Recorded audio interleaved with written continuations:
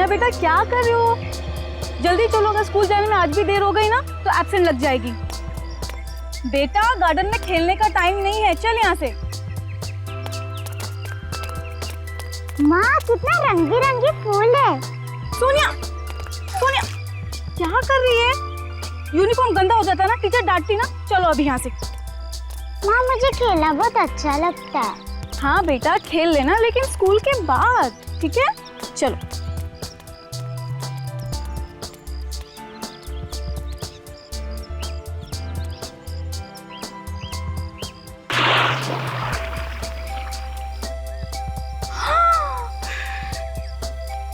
सोनिया क्या किया तुमने? आखिरकार तुमने यूनिफॉर्म गंदा कर दिया ना। हे भगवान, मैं क्या करूं अभी? चल माँ चल। बिल्कुल बात नहीं मानती, बहुत जिद्दी हो गई है। आज मैं तुम्हारी टीचर से ना तुम्हारी कंप्लेंट करके ही रहूंगी। ये बहुत परेशान करने लगी है। चल चुपचाप एकदम यहाँ खड़ी रहेगी और हिलेगी नहीं, समझी तुम? हाँ, तुम्हारे पापा भी ना तुम्हें बहुत सर पे चढ़ा के रखे हुए हैं। तुम्हारे पापा से मैं कंप्लेन करूंगी और तुम्हारा खेलना कूदना आज से बंद।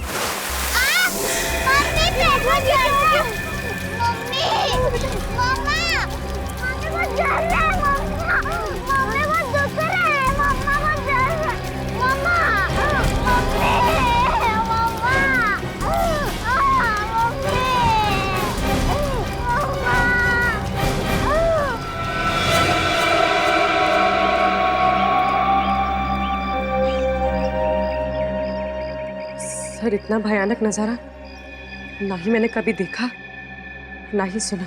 इतनी सारी लाशें, कंकाल, मतलब एक अरसे से कोई आदमी मासूम लोगों को मार के कुएं में फेंक रहा है। किसी नॉर्मल आदमी का काम नहीं हो सकता। ये आदमी दिमाग से बीमार है, साइको है कोई। बीमार भी है और शातिर भी। तभी तो इतने सालों से लोगों को मार के कुएं में फेंक रहा है और किसी को उसके जुर्म के बारे में पता भी नहीं चला। तो माँ और बेटी ने देख लिया, नहीं तो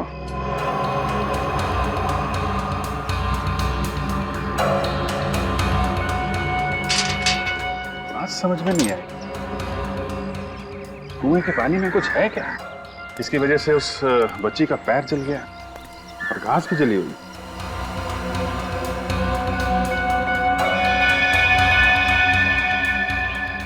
अभिजीत, इतने सारे लोगों को अलग अलग जगह पे मार के यहाँ पे लाके फेंकना कोई आसान काम नहीं है। कहीं तो मारता होगा, कोई ना कोई जगह तो होगी जहाँ पे वो खून करता होगा। इस इलाके में ज्यादातर इन्वेस्टर के बंगले हैं जो ज्यादातर खाली रहते हैं या कोई रहता नहीं वहाँ पे। ये तो और भी अच्छा है उसके लिए। एक काम करते हैं, सारे बंगलों चेक करते हैं। कोई केयर टेकर, वॉचमैन, किसी ने कुछ तो देखा होगा। चौकीदार वगैरह तो दिख नहीं रहा। घर में कोई है भी कि नहीं? कोई तो है घर में, दरवाजा अंदर से बंद है।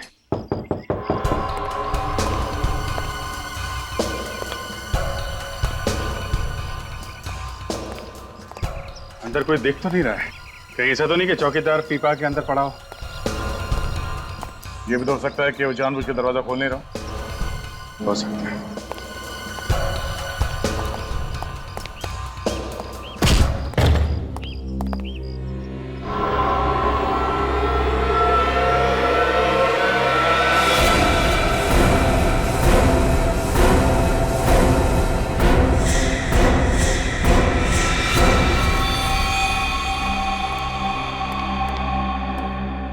इतना सारा खून।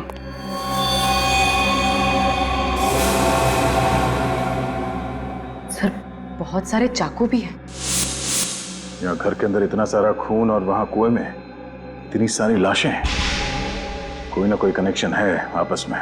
बिल्कुल दया, कनेक्शन है। लगता है खून यहाँ पे होता है और लाशें उस कुएं में डाली जाती हैं। और भी ये सब चाकू डालो, संभाल के, इसमें फिंगरप्रिंट्स होंगे।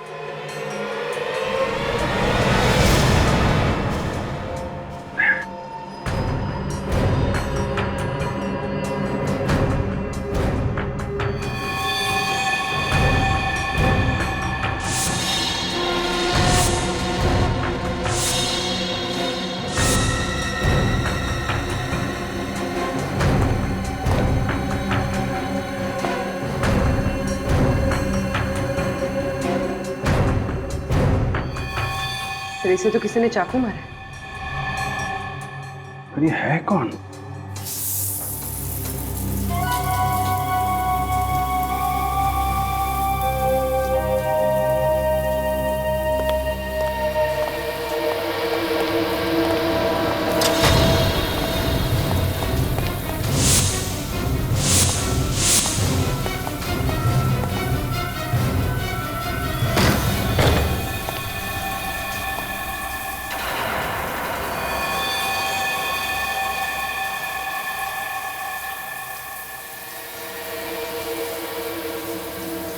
हाथों पर।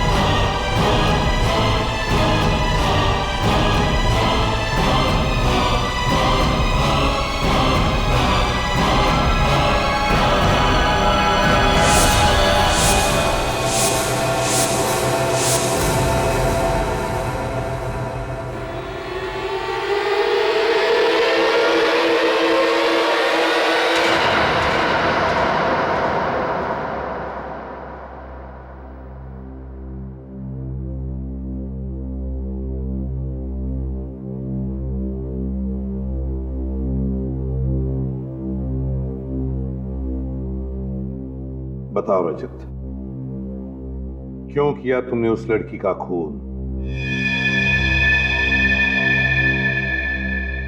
मैंने लड़की का खून? हाँ रजत, तुमने एक लड़की का खून किया है, चाकू मारा है उसे।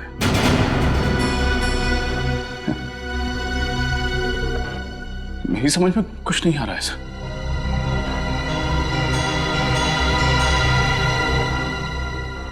देखो रजत, छुपाने से कोई फायदा नहीं है।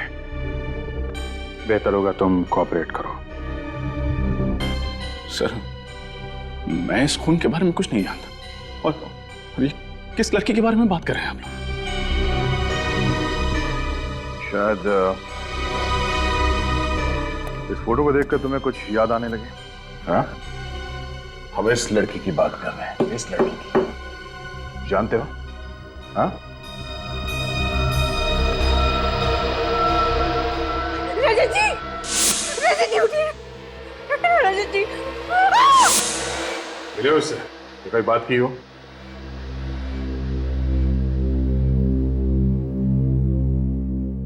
बोलो रजत।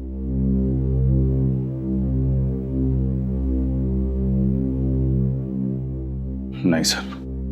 जानते नहीं हो तो फिर खून क्यों किया इसका? खून? सर, आप लोग बार बार ये खून के बारे में क्यों बात कर रहे हैं? रजत, जिस बंगले में हमें इस लड़की की लाश मिली, उसी बंगले में हमें तुम भी मिले थे, और वो भी खून से लथपथ। और साळुंखे ने बताया कि वो खून इस लड़की का था। सिर्फ यही नहीं, जिस चाकू से इस लड़की का खून किया गया है, उस चाकू पे तुम्हारे उंगलियों के निशान मिले हैं। सिर्फ तुम्हारे उंगलियों के निशान।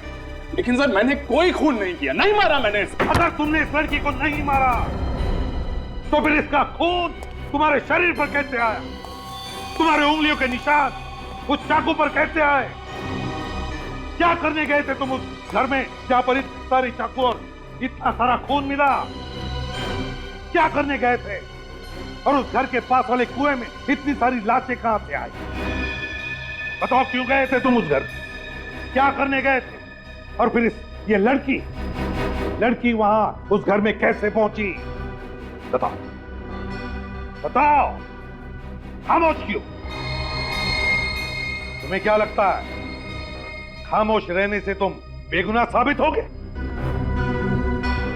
लगता है सीआईडी के तौर तरीके तुम भूल गए हो रजत। शर्म आती है मुझे कि तुम हमारे सीआईडी का एक हिस्सा हो।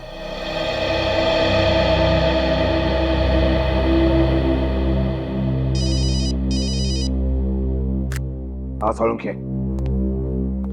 क्या क्या कहा तूने? अच्छा, हाँ समझ गया मैं। ठीक है, सर रजत को सालुंखे के पास लेकर जाओ। बात कैसा? सालुंखे इसकी ब्लड टेस्ट करना चाहता है।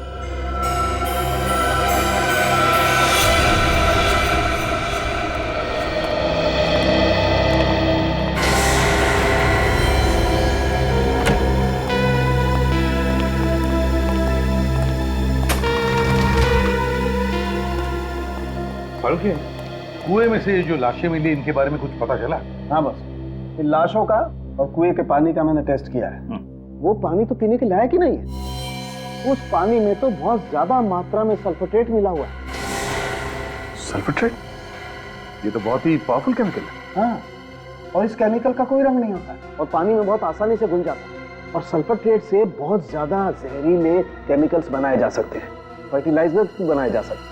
और अगर किसी चीज में इसकी बहुत ज्यादा मात्रा मिला दी जाए तो इंसान का मांस, उसकी चमड़ी, उसकी हड्डियां, यहाँ तक कि मेटल और पत्थर को भी मिनटों में पिघला देता है। हाँ सालुंखे, इसीलिए तो ये सारी लाशें इतनी जल्दी गल गई और फिर दुर्गंधी भी नहीं थी। बिल्कुल बॉस। अच्छा सालुंखे, तू इनके चेहरे बना सकता है? नहीं, लाशों की ऐसी हालत है कि इनका चेहरा नहीं बनाया जा सकता है। हड्डियां भी बुरी तरह से गल चुकी। अच्छा, मौत कैसे हुई ये तो बता सकता है ना तुम? हाँ, ये पता लग सकता है, लेकिन उसमें थोड़ा वक्त लगेगा। चलो ठीक है, तब तो आसपास के पुलिस स्टेशन से पता लगाएंगे कि इसकी गायब होने की रिपोर्ट लिखवाई गई है क्या।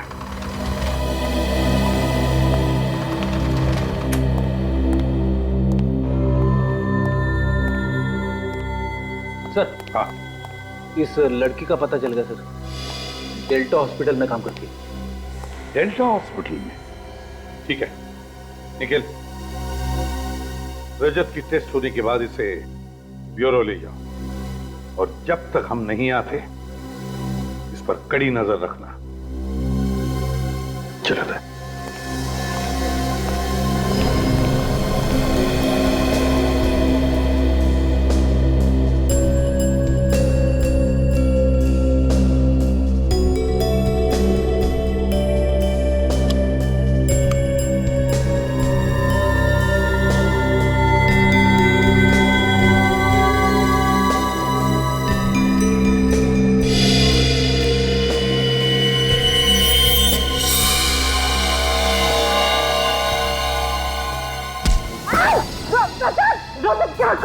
अरे क्या कर रहे हैं सर आप ये? कोई मेरे करीब नहीं आएगा, लेकिन मैं डॉक्टर तारिका को मार दूंगा अभी यही। क्या बेवकूफी है, छोड़ो उसे, छोड़ो। निखिल, कोई बेवकूफी मत करना वरना। Please sir. सर प्लीज, इस वक्त मैं कुछ भी कर सकता हूँ, मुझे मजबूर मत कीजिए। इस वक्त मैं कुछ भी कर सकता हूँ सर, लेकिन गन नीचे रखो। गन टेबल पे उधर रखो। आपका मोबाइल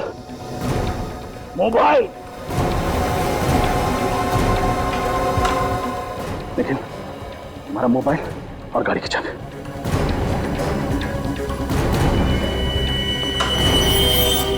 सर आप ठीक नहीं कर रहे हैं सर।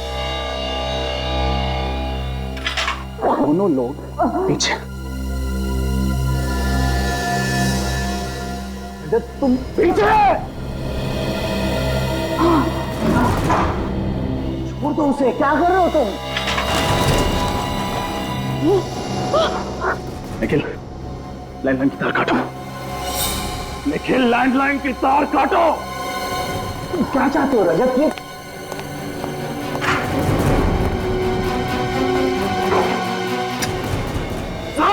तुम एक सीआईडी ऑफिसर हो रजत, अपनी जिंदगी बर्बाद मत करो।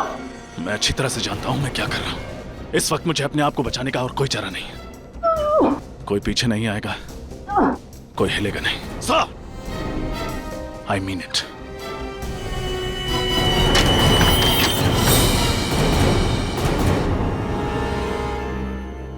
इसे जानती हो? जी सर, ये तो साशा है, हमारे हॉस्पिटल में नर्स है। पर सर, इसे क्या हुआ है? इसका खून हो गया। क्या? Oh my God! अब पर कब? कल शाम को तो मैं इससे मिली थी। एक मिनट, कल साशा मिली थी तुम्हें? जी सर। तो क्या उसके बर्ताव में तुम्हें कुछ अजीब नजर आया? हाँ सर, कल शाम को वो बहुत परेशान लग रही थी। क्यों, तुमने पूछा नहीं उसे? पूछा था सर, पर उसने मुझे कुछ भी नहीं बताया। और फिर थोड़ी देर बाद वो डॉक्टर राघव से बात करने लगी। डॉक्टर राघव? कहाँ है ये डॉक्टर राघव? जरा बुलाओ उन्हें।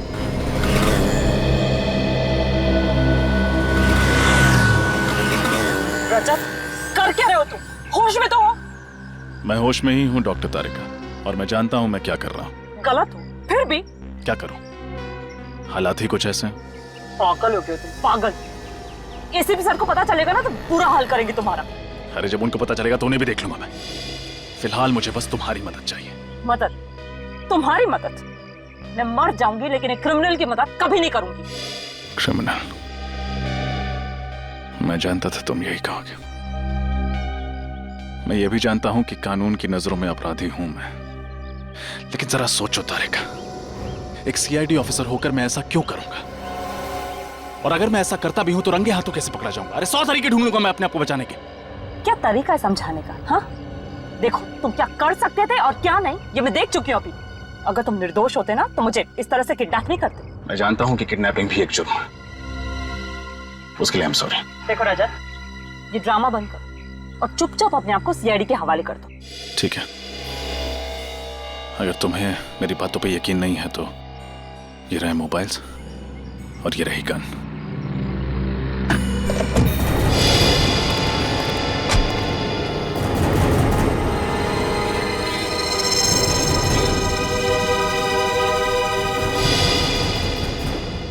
डॉक्टर राघव, आपके हॉस्पिटल की नर्स साशा कल कुछ टेंशन में थी, तो उसने तुम्हारे साथ कुछ बातचीत की ना?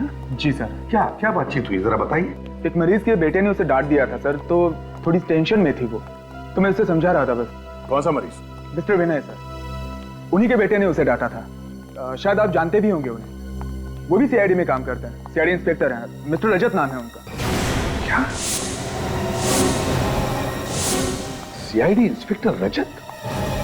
तो रजत ने हमें बताया नहीं कि उसके पिताजी हॉस्पिटल में हैं। और तो और दया, रजत ने हमसे झूठ बोला है।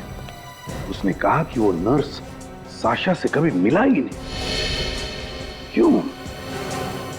अच्छा, उसके पिताजी अभी भी हॉस्पिटल में एडमिट है? जी हाँ सर।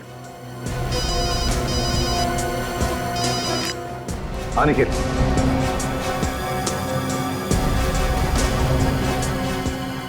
क्या रजत ने तारिका को अगवा कर लिया? ये कर, अच्छा ठीक है। श्रेया, सर, सचिन को फोन करो और उससे कहो कि वो रजत को ट्रेस करे।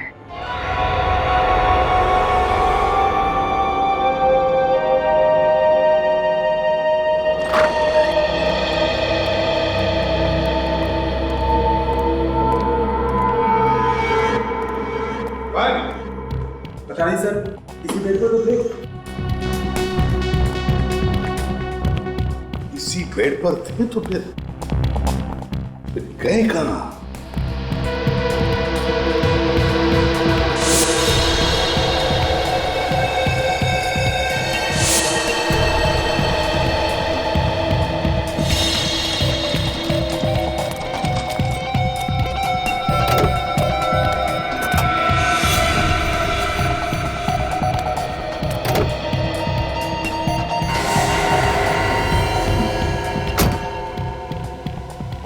डोंट वरी, मैं तुम्हारा साथ देने के लिए तैयार हूँ। Thank you Tarika.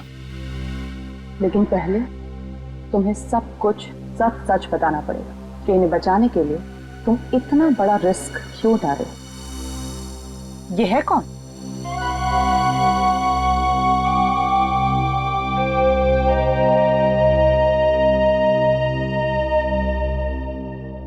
I'm sorry, Papa. I'm really very sorry. अपने काम में बिजी रहा, आपको वक्त नहीं दे पाया। क्या कहूं, ड्यूटी कुछ ऐसी है। पानी।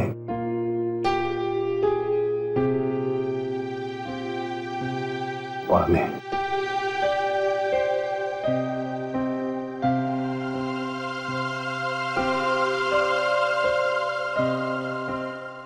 पानी। मैं भी लेकर आता हूँ पापा। हालत बहुत खराब है, आप थोड़ा सा ख्याल रखिए। एक्सक्यूज मी, आप यहाँ काम करने आती हैं या बातें? पेशेंट उधर पानी मांगे और आप यहाँ जग हाथ में लिए टाइम पास कर रही हैं।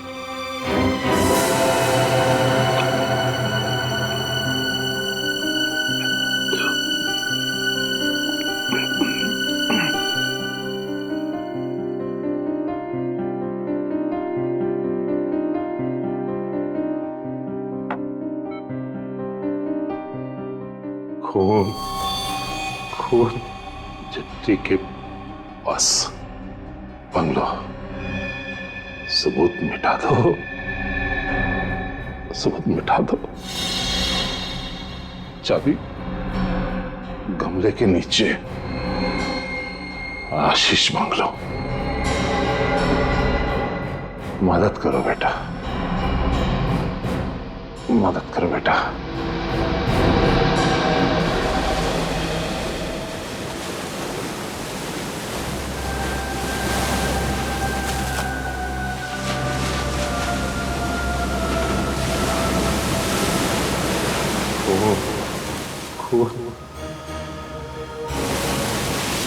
मदद करो बेटा, सबूत मिटा दो बेटा। चिट्ठी के पास आशीष बंगलो। पापा से कहीं कुछ गलत तो नहीं हो गया? नहीं नहीं, पापा ऐसा क्यों करेंगे? जरूर ये पापा का कोई भ्रम होगा, दवाइयों के हैवी डोज का दिमाग पर असर पड़ा होगा। लेकिन अगर ये उनका भ्रम नहीं हुआ तो एक सीआईडी ऑफिसर होने के नाते मुझे उनकी बातों को नजरअंदाज नहीं करना चाहिए। एक बार उस बंगलो पे जाके देखता हूँ, हो सकता है ये उनका भ्रम ना हो, हकीकत हो।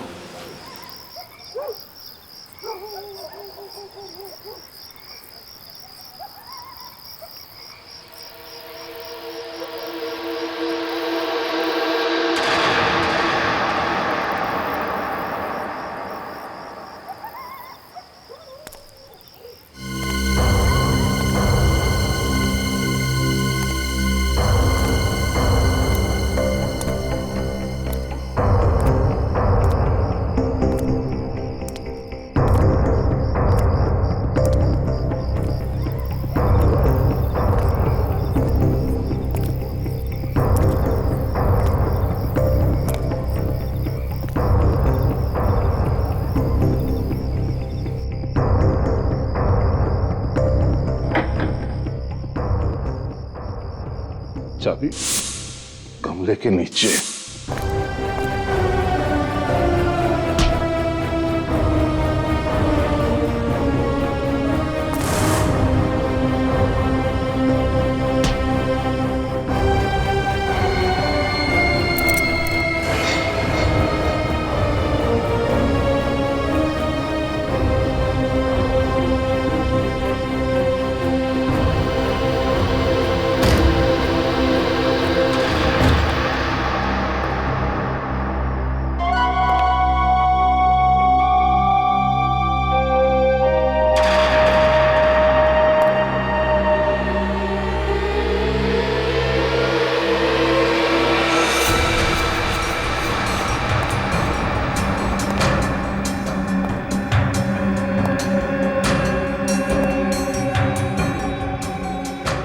पापा ने जो कुछ भी कहा सब सच निकला। ये उनका भ्रम नहीं था।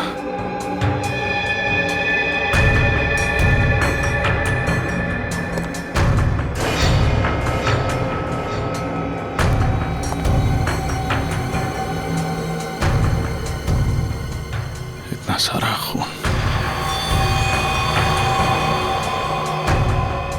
यह औजार, ऐसा क्या हुआ है यहाँ पर? कहीं कोई लाश भी नहीं।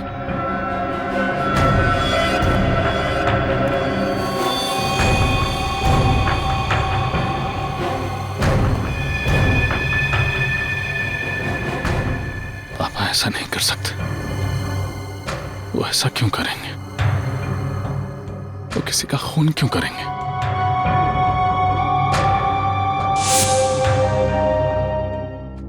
अब तो तुम मेरी मजबूरी समझ सकती हो ना। मगर इस सबके पीछे रजत और उसके पिताजी का क्या रोल हो सकता है सर? क्या रजत या उसके पिताजी को कोई खतरा था जिसकी वजह से उसने इतना बड़ा कदम उठाया? हो सकता है, जरूर हो सकता है। नहीं तो रजत, एक सीआईडी ऑफिसर, इतना बड़ा कदम कैसे उठा सकता है सबके सामने तारिका को किडनैप करने का? सर अगर वो तारिका को किडनैप कर सकता है तो उस पर वार भी कर सकता है। नहीं अभिजीत, मुझे नहीं लगता। एक जुर्म छुपाने के लिए वो ऐसा जुर्म नहीं करेगा तारिका पर वार करने का। सही कहा आपने सर।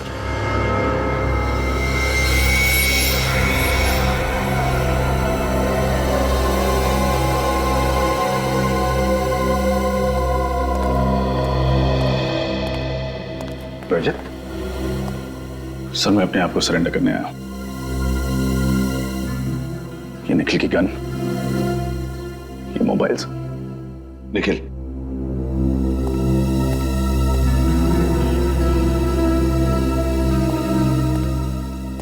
अपने गुनाहों के लिए मैं अपने आप को कानून के हवाले करता हूं। कौन से गुनाह? बंगलों में किए गए खून, कुएं से मिली लाशें, सारे कंकाल, नर्स साशा का मर्डर। तारिका कहाँ है? उसे मैं अपने साथ नहीं लाया। कहाँ है वो? डॉक्टर तारिका सुरक्षित है। जब तक वो तुम्हारे पास है सुरक्षित नहीं है। कहाँ है वो? मैंने डॉक्टर तारिका को बीच रास्ते में ही छोड़ दिया था। वो तो पता चल जाएगा।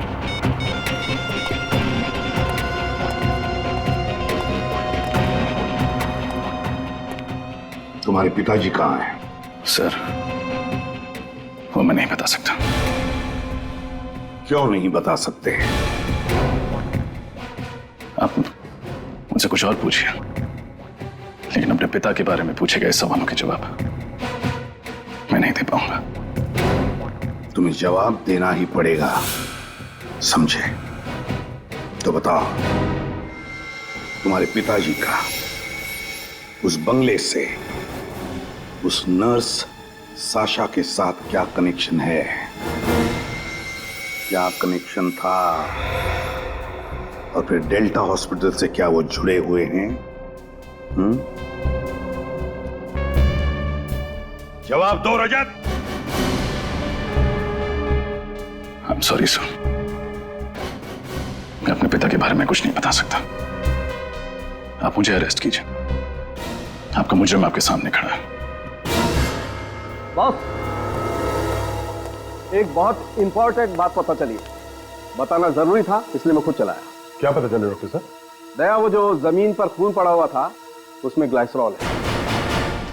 सर वो क्या होता है? वैसे तो ग्लाइसरॉल का इस्तेमाल कई जगह किया जाता है, लेकिन खास तौर पर ग्लाइसरॉल का इस्तेमाल ब्लड बैंक में खून को प्रिजर्व करने के लिए किया जाता है। मतलब वो खून किसी ब्लड बैंक से लाया गया?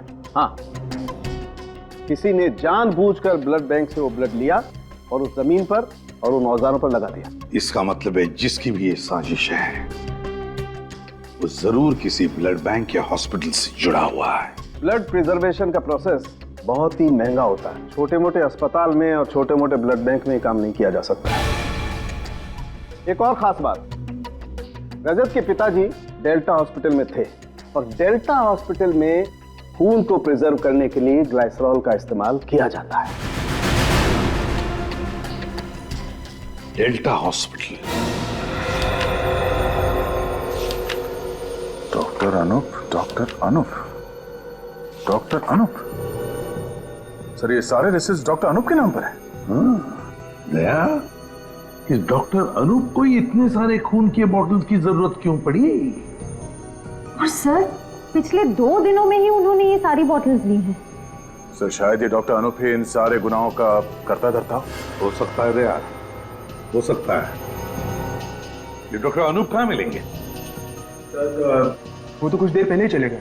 चले गए? कहाँ चले गए? ये तो पता नहीं सर, लेकिन उनके लिए एक कॉल था।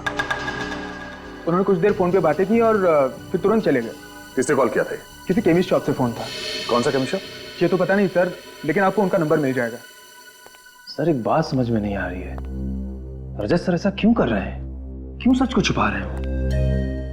सब कुछ ठीक हो जाएगा निखिल, बस एक बार पता चल जाए कि उस अस्पताल में क्या हो रहा है। सर वो अपने पिताजी के बारे में कुछ बताते क्यों नहीं है? खून खून चिट्ठी के बस सबूत मिटा दो, मदद करो बेटा।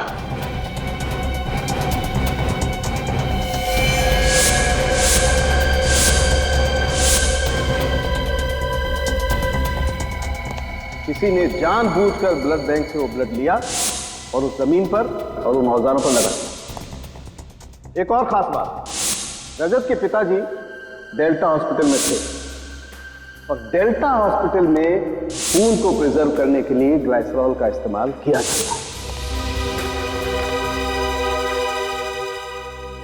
मालूम है आज हॉस्पिटल में क्या हुआ है?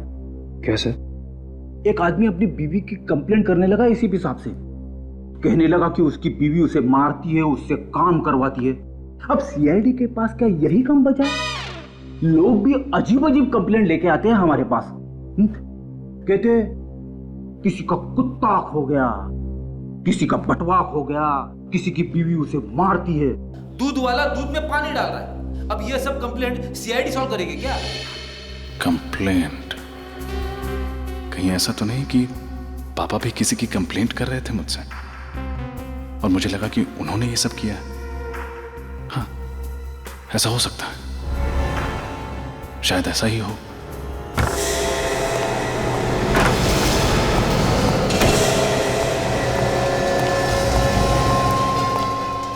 कहाँ जा रहे हो आप? रुक जाइए वरना आप।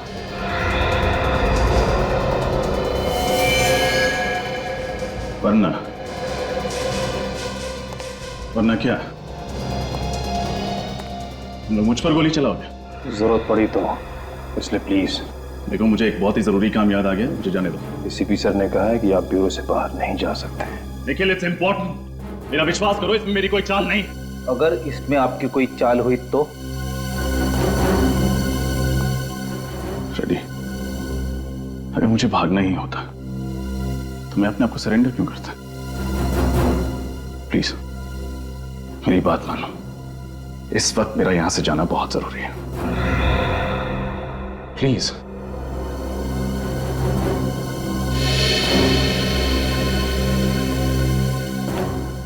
कहाँ जाना चाहते हैं आप? Hello, SD chemist. जी कहिए। मैं सीआईडी से बोल रहा हूँ। मुझे एक पेशेंट के प्रिस्क्रिप्शन के बारे में कुछ इंक्वायरी करनी थी। जी जी, कौन से पेशेंट के बारे में सर? पेशेंट का नाम तो नहीं पता। फिर मैं कैसे इन्फॉर्मेशन दूं सर? देखिए, थोड़ी देर पहले आपने डेल्टा हॉस्पिटल में डॉक्टर अनूप को फोन किया था ना? यस सर, एक्चुअली उन्होंने मुझे फोन किया था ये इन्फॉर्मेशन देने के लिए कि मिस्टर विनय नाम के पेशेंट का अगर कोई प्रिस्क्रिप्शन लेकर के आए तो मैं उन्हें इन्फॉर्म कर दूं। विनय, ये तो रजत के पिताजी हैं। क्यों? सर, उनका कहना था कि मिस्टर विनय पेशेंट जो हैं वो एक फ्रॉड हैं। मिस्टर विनय एक फ्रॉड है? अच्छा, मिस्टर विनय की दवाई लेने के लिए कोई आया था वहाँ पे?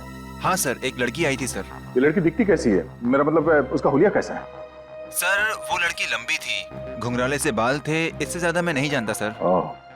और इस लड़की का एड्रेस बताया तुमने डॉक्टर अनूप को? हाँ हाँ सर, मैंने उन्हें इन्फॉर्म कर दिया है। क्या एड्रेस क्या है उसका? तुम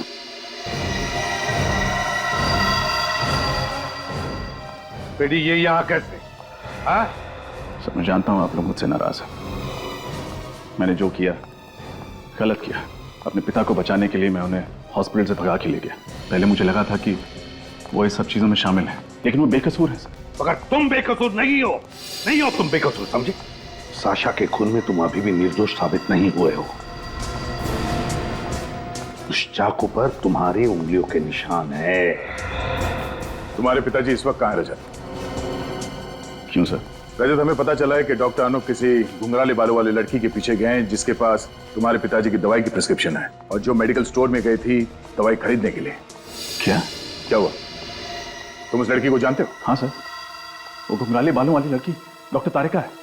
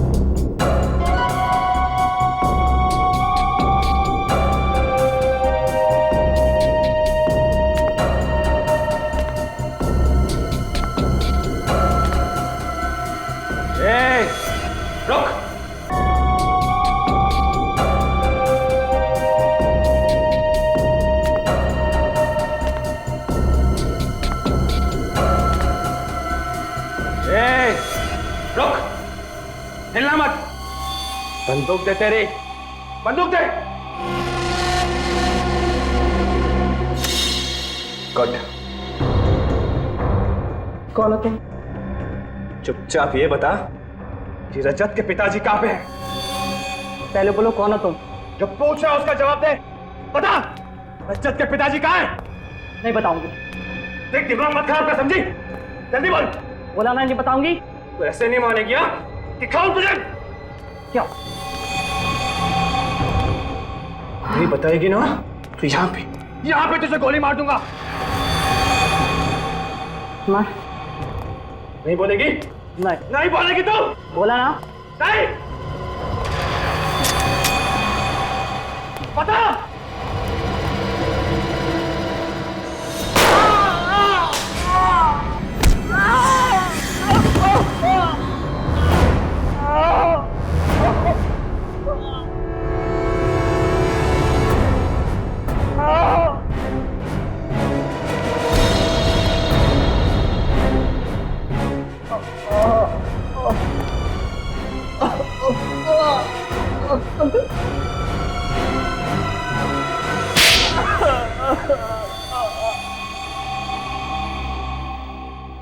मुझे माफ कर दीजिए सर, मुझे माफ कर दीजिए।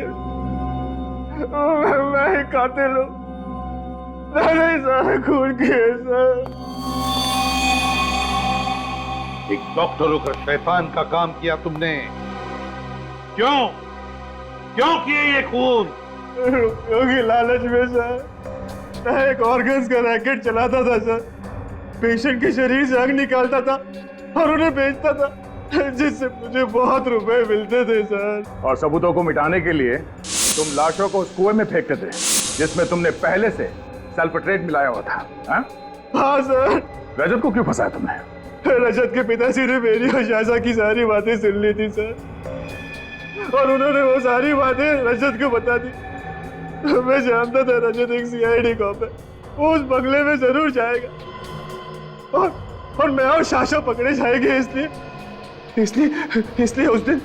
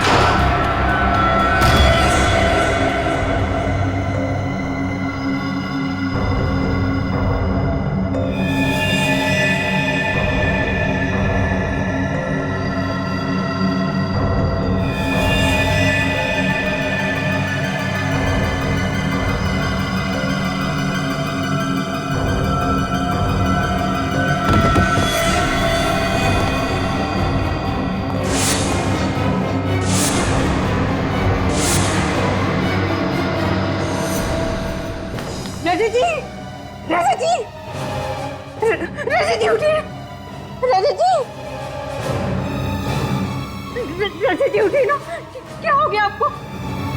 उठिए ना रजत जी।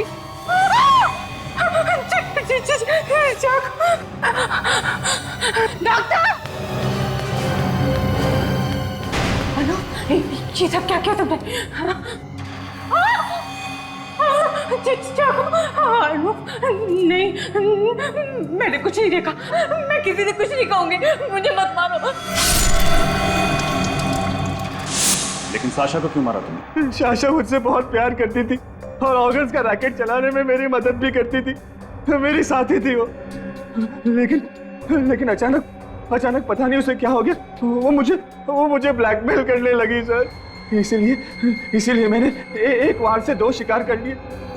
शाशा को भी मार दिया सर, उसका सारा इल्जाम रजत पे डाल दिया सर।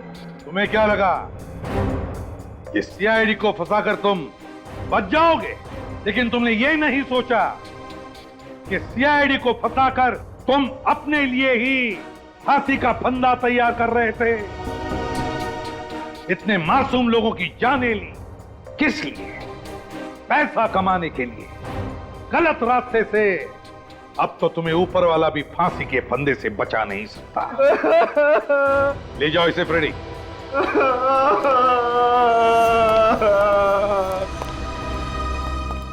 सॉरी सर, मैंने रजत, एक बात हमेशा ध्यान रखना, एक सीआईडी ऑफिसर के लिए रिश्तों से ज्यादा फर्ज होता है। काम पर लग जाओ।